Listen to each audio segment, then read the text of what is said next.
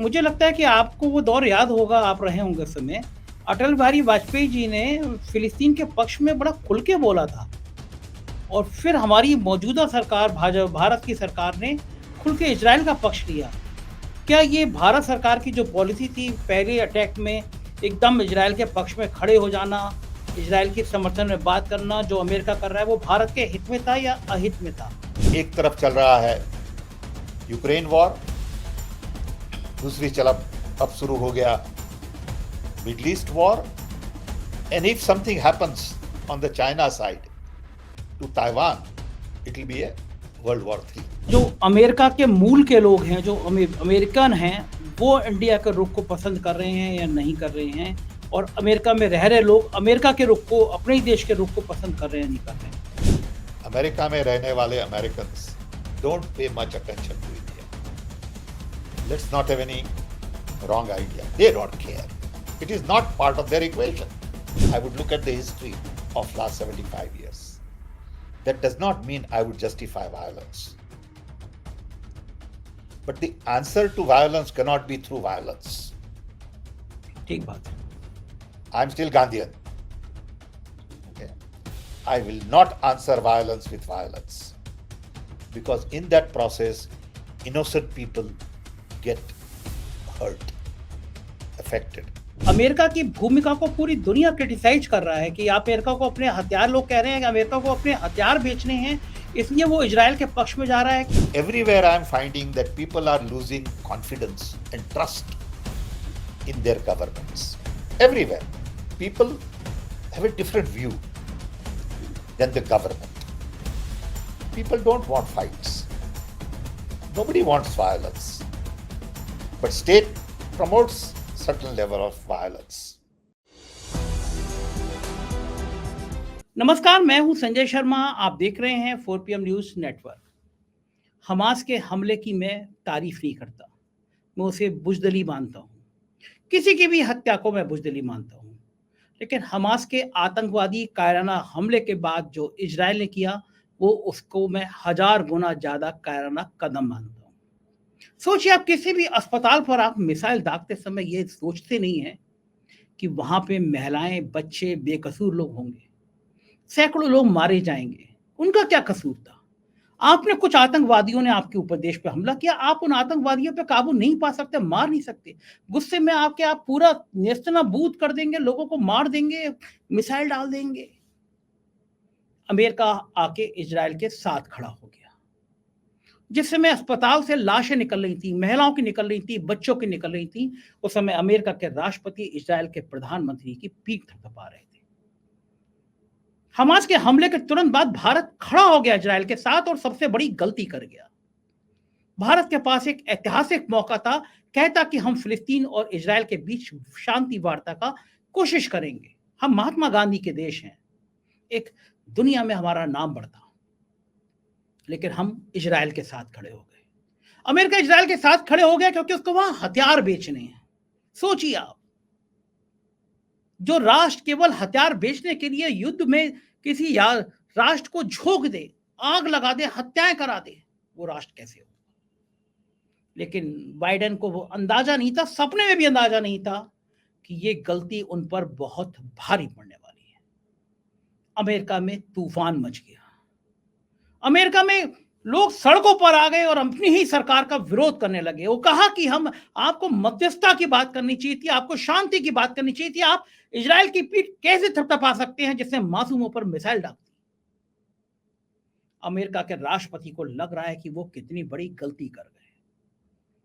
किसी भी राष्ट्र की शान ऐसे ही लोग होते हैं जो शांति की बात करते हैं, जो अहिंसा की बात करते हैं, और जो हिंसा की बात करता है वो किसी भी राष्ट्र का सच्चा नागरिक नहीं हो सकता। अमेरिका के हालात क्या हैं, अमेरिका में राष्ट्रपति का विरोध क्यों हो रहा है, इन सब की पड़ताल बहुत जरूरी है। और ये सबक भी जरूरी है तमाम दुनिया के देशों के लिए जो सोचते हैं वो अपनी ताकत पर, अपने हथियारों की ताकत पर एक बड़ी सल्तनत को ऐसी ढा देंगे, खत्म कर देंगे, इंसानियत को मार देंगे। तो मैं आज आपको अमेरिका लेके चलता हूं, अमेरिका के एक ऐसे शख्स से मिलवाता हूं जो मूलतः भारतीय हैं, जिनको भारत के सर्वोच्च पुरस्कारों से और एक दो नहीं दर्जनों पुरस्कारों से नवाजा गया है। ना जाने कितनी पीएचडी करी है भारत में। मैं और आप जिस क्रांति की बात कर रहे हैं, संचार क्रांति की बात कर रहे हैं, जिस संचार तंत्र से बात कर रहे हैं, उन्हीं की देन है भारत में। आप समझ गए होंगे मैं सैम पित्रोदा जी की बात कर रहा हूं, शिकागो में रहते हैं, लेकिन उन्होंने बताया मुझसे इस बातचीत में कि अमेरिका में कितना गुस्सा है। और सैम पित्रोदा ने कहा कि हर हालत में शांति की बात होनी चाहिए, गांधी के ख्यालों की बात होनी चाहिए। दुनिया में जो लोग सोच रहे हैं कि हम थर्ड वर्ल्ड वार की तरफ जा रहे हैं, वो बहुत बड़ी गलती कर रहे हैं। और उन्होंने यह भी खुलासा किया कि अमेरिका में आखिर कितना विरोध हो रहा है इजराइल के साथ खड़े होने का। रिक्वेस्ट है पूरा इंटरव्यू सुनिएगा, मुझे जरूर बताइएगा कि अगर इसमें आप इन शांति की बात में अपनी सहमति दे रहे हैं तो बताइएगा। आपको लगता है कि भारत ने गलत किया इजराइल के साथ खड़े होकर तो बताइएगा, अपनी राय से जरूर अवगत कराइएगा। मैं सीधा चलता हूं सैम पित्रोदा जी के पास। सैम सर, ये देश की राजनीति की बात हुई और मैं थोड़े से विषय से अलग चलना चाहता हूं, क्योंकि पूरी दुनिया डरी हुई है और सहमी हुई है, और ख़ास तौर से आप जिस मुल्क में रह रहे हैं उस मुल्क के रवैये से डरी हुई है। इजराइल में और हमास के बीच में जो युद्ध शुरू हुआ है, और जिस तरह अस्पतालों में हम एक रॉकेट मिसाइल गिरी है, 500,000 लोग मारे जा रहे हैं, दुनिया के तमाम देश इजराइल के पक्ष में खड़े हो गए हैं। भारत शुरुआत में एक तरफा इजराइल के पक्ष में खड़ा नजर आया, बाद में बयान चेंज करने की कोशिश करी। दो सवाल आपसे, चूंकि आप पूरी दुनिया के तमाम मुल्क के शीर्ष स्तर के नेताओं से संवाद करते रहते हैं, इस युद्ध को क्या रोका जा सकता था, और दुनिया के ताकतवर देशों की क्या भूमिका है? न्यायपूर्ण भूमिका का अदा किया उन्होंने, या फिर वो एक विनाश की तरफ पूरी दुनिया को ले जा रहे हैं? देखिए, I am very worried about what is going on in the world. सबसे पहले तो my sympathies are with all those innocent people and their families who died, got hurt, displaced on both sides, on the sides of Palestinians and on the side of Israelis. They are all people, innocent people, who are caught in this violence. Unfortunately, world has focused on violence as the instrument to negotiate injustice, power, control, benefits.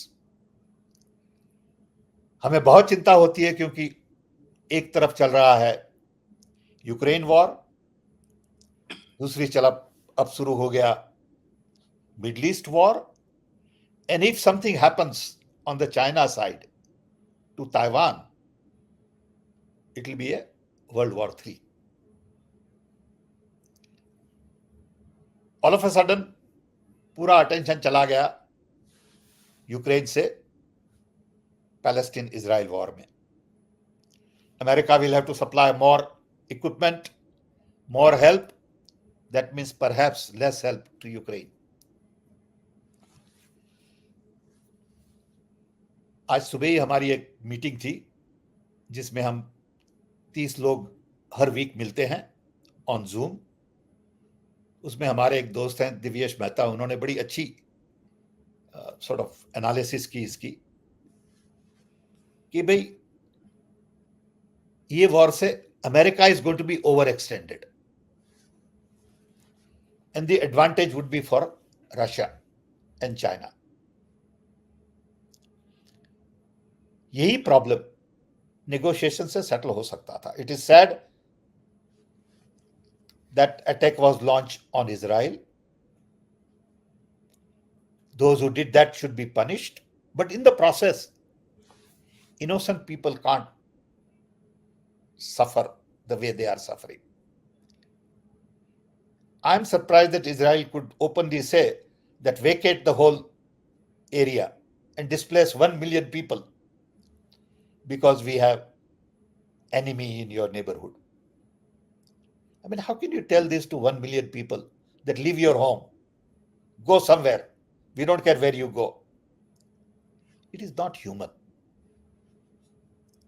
So my sympathies are always with poor, underprivileged, weaker.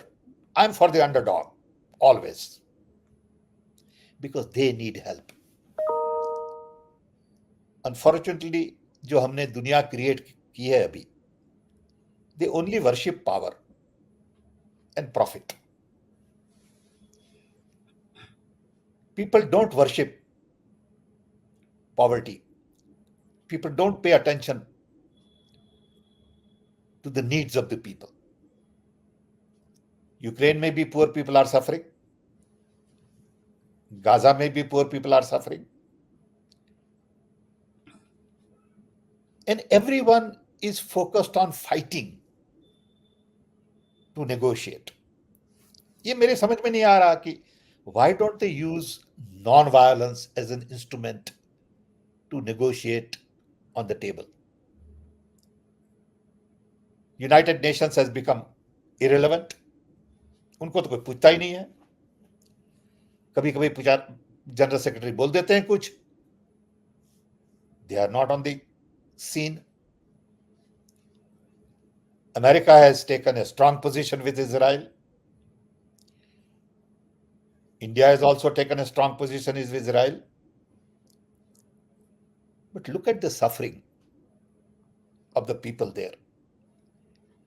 ये short term problem नहीं है, ये long term problem है. ये problem को देखना है इन historical perspective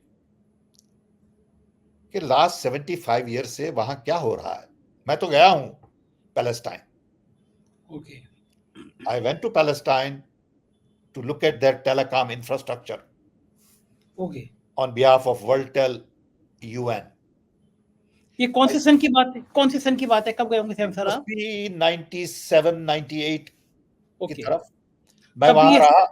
तनाव था इन दोनों देशों में तब भी इतना? बहुत तनाव था. मैं आपको बताऊं, जब मैं पर्सनल स्टोरी बताऊं आपको कि मैं जब गया वहां तो जब वापिस आ रहा था वहां से तो इजराइल इमिग्रेशन ने मुझे पूछा कि आप कहाँ गए थे. तो मैंने बताया कि मैं पैलेस्टाइन गया था. तो एकदम सब बदल गया. बिल्कुल 4-5 लोग आ गए, उनके हेड आ गए, बोले क्यों गए थे, क्यों नहीं. एक तो मैं नॉर्मल नहीं दिखता. I don't look like a normal person because of my hair and all, plus I am dark. So they started questioning me कि क्यों गए थे, क्या करते हैं आप. तो मैंने बताया कि मैं तो एक बैंक का चेयरमैन हूं. तो उनको तो मानने ही नहीं आया.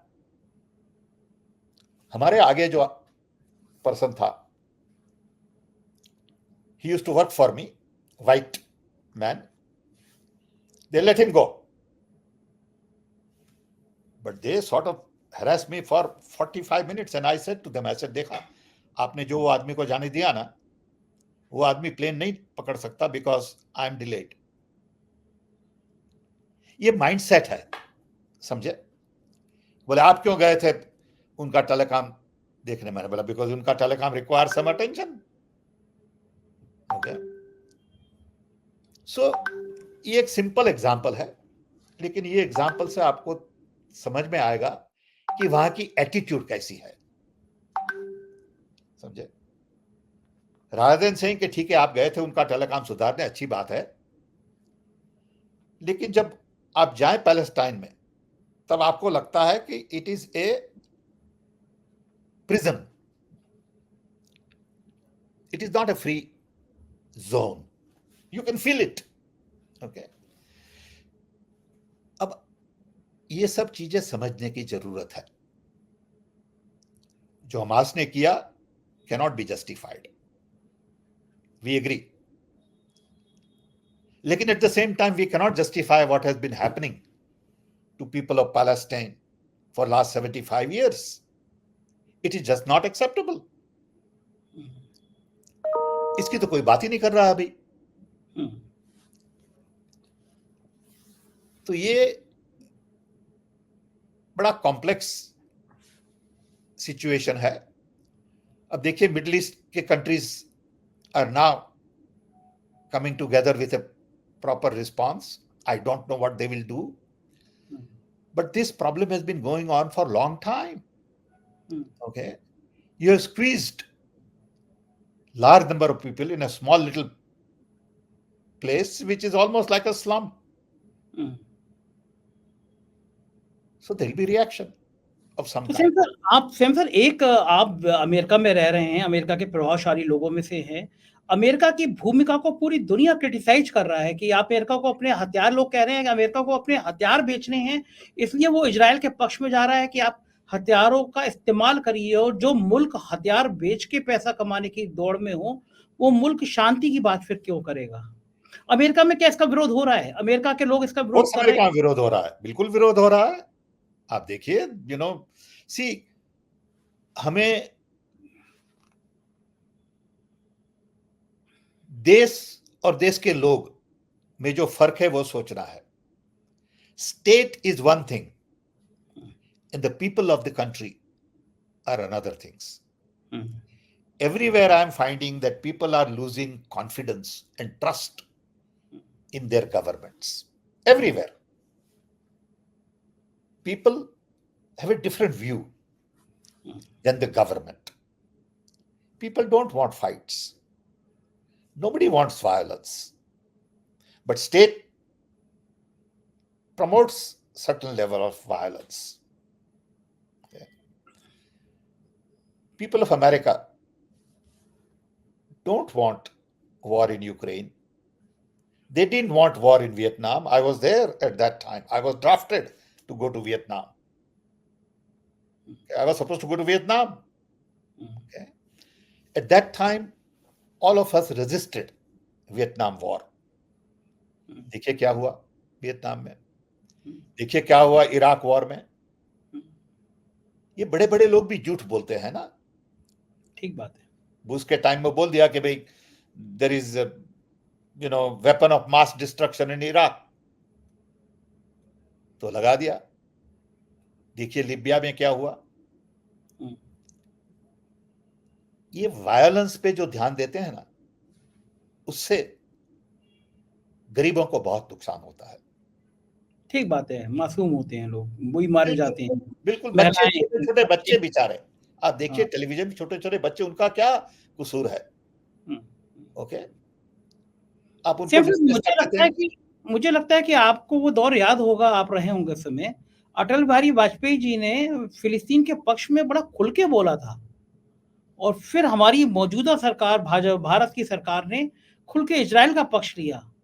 क्या ये भारत सरकार की जो पॉलिसी थी, पहले अटैक में एकदम इजराइल के पक्ष में खड़े हो जाना, इजराइल के समर्थन में बात करना, जो अमेरिका कर रहा है, वो भारत के हित में था या अहित में था? वो तो भारत सरकार को सोचना है। As a citizen, as an independent thinker, I would always take side of the underprivileged, people who have been taken advantage of. I would look at the history of last 75 years. That does not mean I would justify violence. But the answer to violence cannot be through violence. ठीक बात है। I'm still Gandhian. Okay. I will not answer violence with violence, because in that process, innocent people get hurt, affected. अब 1 million लोग आप देखिए कि car में बैठ के अपना बैग में सामान लेकर जा रहे हैं, बेचारे कहाँ जाएंगे, क्या खाएंगे, कहाँ सोएंगे? ओके, जाइए आप इजिप्ट की बॉर्डर पे, वहां दरवाजे बंद है। ओके, ये कैसे सहन हो सकता है हम लोगों से? सेम सर, जो भारत जिस तरह से इजराइल के पक्ष में खड़ा हुआ, अमेरिका में जो भारतीय मूल के लोग हैं वो, और टोटल अमेरिका के इंटेलेक्चुअल में भारत के प्रति ये पॉजिटिव गया, सकारात्मक गया, या भारत के लिए नकारात्मक, नेगेटिव रहा?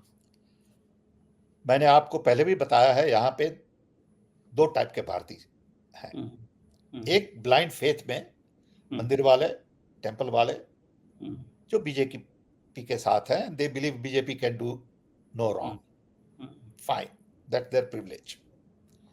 दूसरा क्लास है that is more concern about ideology, विचारधारा, they think more about future. That group I'm sure, would feel that there was no need to take side immediately.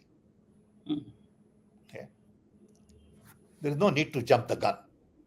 Hmm, Let it settle down, understand larger issues, hmm, don't have knee-jerk reaction, hmm, and don't support violence against violence. ठीक बात है। और जो America के मूल के लोग हैं, जो अमेरिकन हैं, वो इंडिया के रुख को पसंद कर रहे हैं या नहीं कर रहे हैं, और अमेरिका में रह रहे लोग अमेरिका के रुख को, अपने ही देश के रुख को पसंद कर रहे हैं, नहीं कर रहे हैं।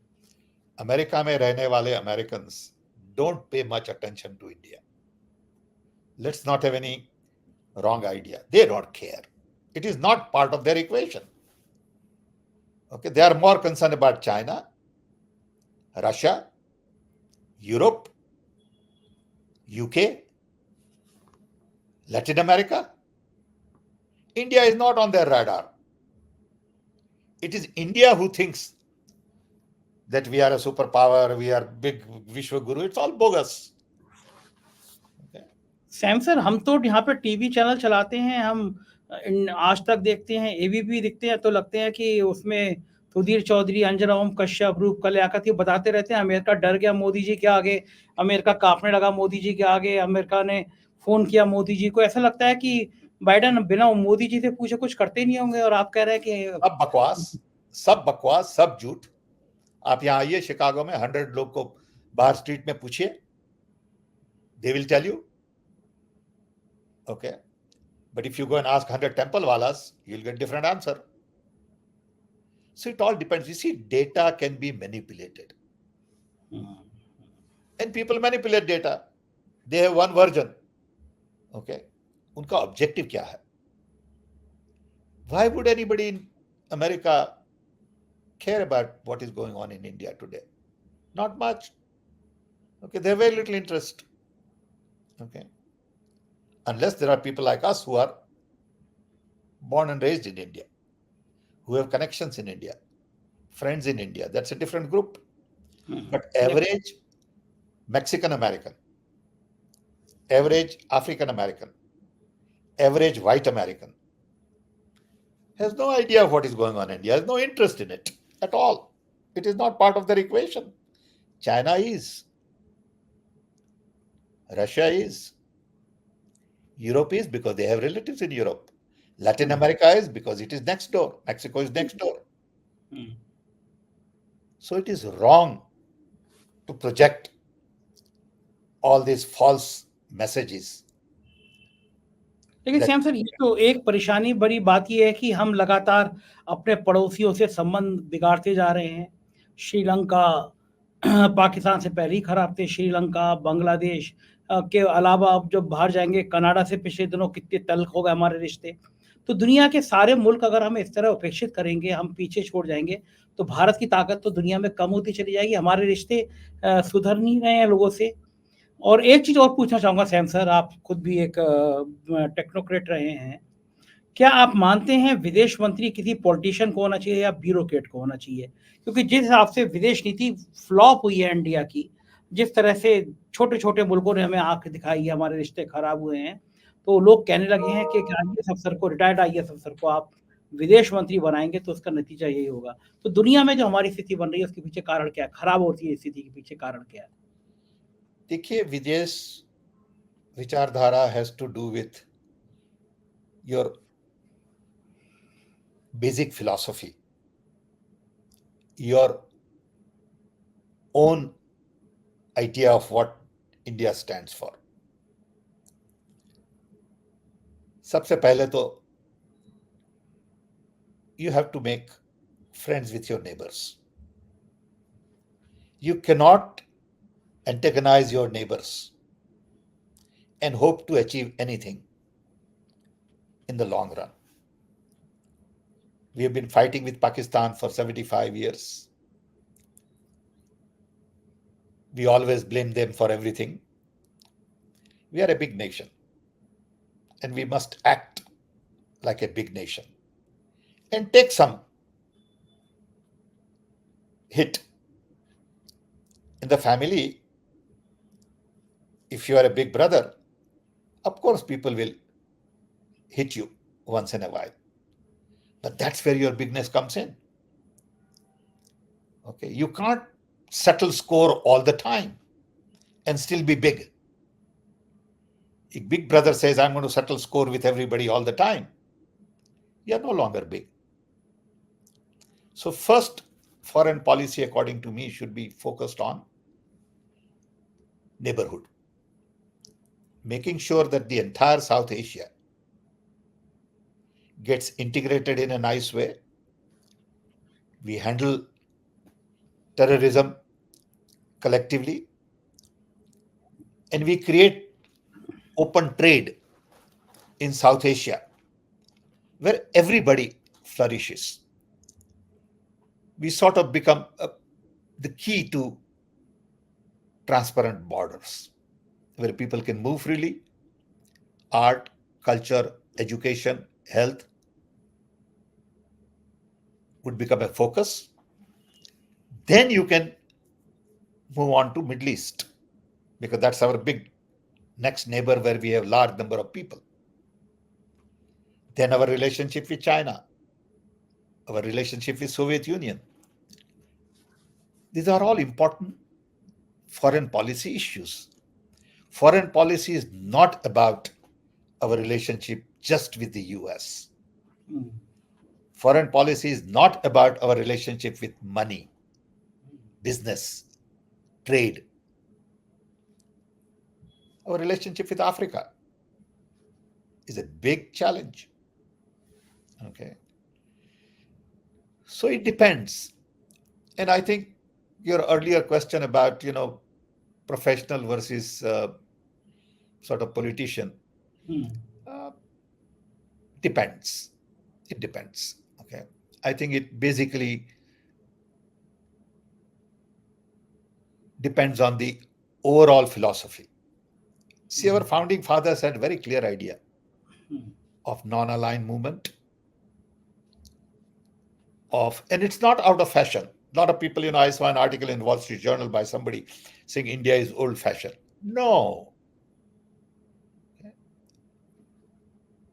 It is not fashionable to fight. Okay. It is always right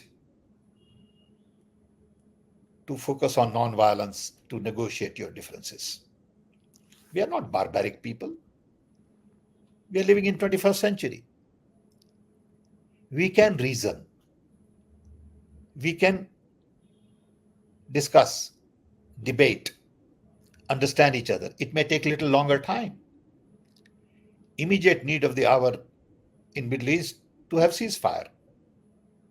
Immediately. Somebody has to say, no more weapons, ceasefire, rather than saying, supply more weapon, go on fighting more, get more people out. It's all wrong direction. You got to stand up today. A country like India should stand up and say, we will promote ceasefire right now. ठीक बात, बिल्कुल ठीक बात। Same sir, ये बताइए, मुझे भारत के पास मौका था, बहुत बड़ा मौका था, अगर वो आगे बढ़ के कहता कि हम फिलिस्तीन और इजराइल के बीच वार्ता करा सकते हैं, तो शायद भारत के लिए बहुत बड़ा मौका होता ना दुनिया में ये। बिल्कुल। It is not about a मौका. It is about the right thing to do. Right thing, बिल्कुल सही बात है। Okay. अब गांधी के मुझे देश को विश्व गुरु बनाना है इससे। No. That's not the goal. Goal is it is the right thing to do. ठीक बात for the people. And we have to do the right things. आप गांधी के देश में हैं तो आप कह भी सकते थे कि हम शांति की बात करना चाहते हैं। We have to take moral high ground. We are a nation. We are perhaps a unique nation that we never fought with anybody. Except with minor fights with Pakistan. We never went conquering countries. Look at our history. We were powerful enough. At one time, India was the largest economy in the world. We didn't go on capturing land. We could have started capturing Bahrain. We could have started capturing Middle East. We could have started capturing, Thailand and everything. No one ever did that because that is India. ठीक बात है, बिल्कुल सही बात है। Sam साहब, मैं आखिर में ये और पूछना चाहूँगा आपसे कि जिस समय पूरी दुनिया रो रही थी और अस्पताल की वो तस्वीरें देखकर जहाँ बच्चे और महिलाओं के शव पड़े हुए थे, उस समय अमेरिका के राष्ट्रपति इज़राइल के प्राइम मिनिस्टर की पीठ थपथपा रहे थे। उस घटना का क्या विरोध में लोग सड़कों पे भी आए हैं, प्रदर्शन भी हुए हैं अमेरिका में, क्योंकि अमेरिका बिल्कुल, एक डेमोक्रेटिक हुए हैं कंट्री है। बहुत प्रदर्शन हुआ है, सब जगह हुआ है, शिकागो में हुआ है, वॉशिंगटन में हुआ है। आप देखिए, हुँ, in every major cities, people have come together in favor of sort of basically saying we need ceasefire, stop this madness. तो ये Okay, बात अमेरिका के राष्ट्रपति को समझ में क्यों नहीं आ रही कि उनके देश में इतना विरोध हो रहा है, तो वो क्यों सीज़फायर की बात ना करके इज़राइल के प्राइम मिनिस्टर की पीठ क्यों थपथपा रहे हैं? but we can ask the same question about Ukraine. We could have asked same question about Vietnam, about Syria, hmm, about Iraq. Okay, ये हमारी दृष्टि से वर्ल्ड वॉर 2 का जो माइंडसेट है वो अभी बदला नहीं है। 75 साल के बाद लोग वही सोचते हैं कि वर्ल्ड वॉर 2 में जो हुआ वैसा फिर होगा, so we should fight war with war. In this day and age, we have to change our thinking and say we will not fight war with war. We will fight war with non-violence, ठीक बात। conversations, negotiations, respect for each other, concern for the poor people, innocent people who are being killed. ये तो कोई rocket science तो है नहीं। बिल्कुल ठीक बात है। सैम साहब, आखिरी सवाल मेरा आपसे कि क्या अमेरिका को इसकी कीमत चुकानी पड़ेगी जो इजराइल के साथ खड़ा हुआ है, या आने वाले समय में यह अमेरिका के लिए खराब डिसीजन साबित होगा, विरोध होगा? दुनिया को इसकी कीमत चुकानी पड़ेगी, not just America, because innocent people will be killed. More and more people will be displaced. Whether they go east or they go west, they will be displaced. And the cost of that is very high. Okay? And like I said, if this conflict gives an idea to China to create another little mischief in Taiwan, you got 3 big conflicts. Conflict in Ukraine, in Middle East, and in Asia Pacific. You got a serious problem now. Okay? And I hope people think about these things. And who are the winners and who are the losers in this conflict? And what is the price that world will pay for these 3 conflicts together? See, all of a sudden, because of Israel-Palestine war, Ukraine is on the back burner. Canada, Khalistan issue is on the back burner. Nobody's talking about it. Taiwan issue is on the back burner. Okay. North Korea is on the back burner. But you got to think about all of these issues. And the only solution is non-violence. Violence is not the solution. बिल्कुल ठीक बात है Sam sir, और गांधी के देश के लोग तो ये बात हमेशा से कहते रहे हैं कि अहिंसा परमो धर्मा, अहिंसा से बड़ा कोई धर्म नहीं है। शुक्रिया सैम सर, आपने हमें इतना समय दिया, इतनी बातचीत करी, बहुत बहुत धन्यवाद। Thank you sir. Thank you. तो ये थे सैम पित्रोदा। आपने सुना कि अमेरिका कितनी बड़ी गलती कर गया, आने वाले समय में अमेरिका को कितना भुगतना होगा। गाजा से 10 लाख लोग खाली करके कहां जाएंगे, कोई नहीं सोच रहा। भारत को अभी भी आगे बढ़ना चाहिए, दोनों मुल्कों के बीच शांति की बात की पहल करनी चाहिए। हमारी पहचान अहिंसा से है, हिंसा से नहीं। हमारी हिंसा की मानसिकता को दुनिया नकार रही है। ये सारी बातें आपने सुनी, मुझे आपकी राय का इंतजार रहेगा। शुक्रिया, थैंक यू।